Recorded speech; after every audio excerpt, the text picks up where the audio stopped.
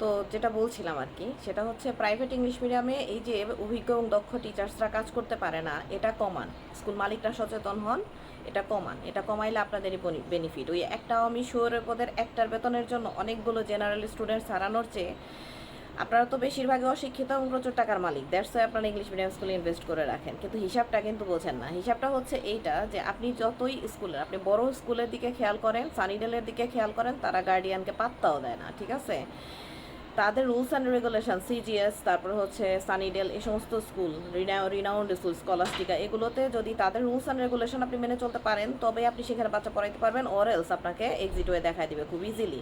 কিন্তু এর পরবর্তী স্টেজের যে স্কুলগুলো আছে, তারা তাদের দুই একটা শুয়োরের পর ধরে রাখার জন্য কি না করে তারা। আর জেনারেল স্টুডেন্টসদের মায়েদেরকে আমি বলবো, মা বাবাদেরকে আমি বলবো, অভিভাবকদের বলবো, এবং স্টুডেন্টস অ্যাজ ওয়েল অ্যাজ স্টুডেন্টসদেরকেও বলবো, এই যে একটা কাস্টমের মধ্যে তোমরা চলে আসছো, ও মারে অমুকের, ওর কথার বাইরে যাওয়া যাবে না ভাই, তোমার ক্লাসেরই একটা ফ্রেন্ড তোমাকে দিনের পর দিন ডমিনেট করতেছে, একটা টিচারকে ক্লাস নিতে দিতেছে না, তোমাদের উচিত ছিল সেখানে প্রতিবাদ করা, তোমরা কিন্তু সেটা করো না। এটা কিন্তু ঠিক না, ঠিক আছে?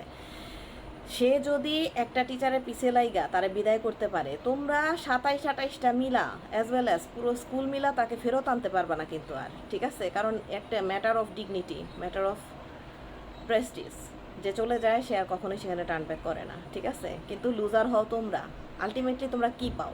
একটা এক্সপিরিয়েন্স টিচার 40 মিনিটসে তোমাদেরকে যা দিতে পারবে, তোমরা তার থেকে চিরদিন বঞ্চিত হয়ে যাও, ঠিক আছে?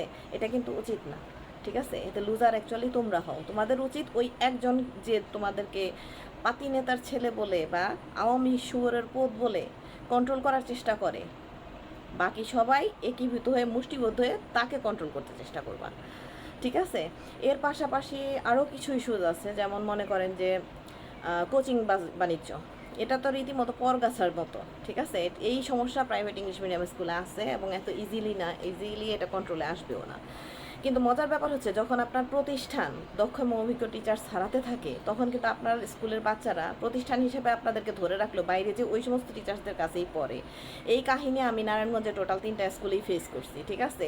যে স্কুলে ইনফ্যাক্ট আমার ক্যারিয়ারের শুরুতে আমার ইনলজের মানে আত্মীয় হওয়াতে প্রথম স্কুলটা আমার সাথে একটা ঝামেলা করছিল, তো করার পরে খুব ভয়ঙ্করভাবে তারা মূল্য চোকাইছে। পরবর্তীতে তাদের স্কুলের সবচাইতে বড় জুয়েল বাচ্চাটা আমি তৈরি করে দিছি কিন্তু, ঠিক আছে?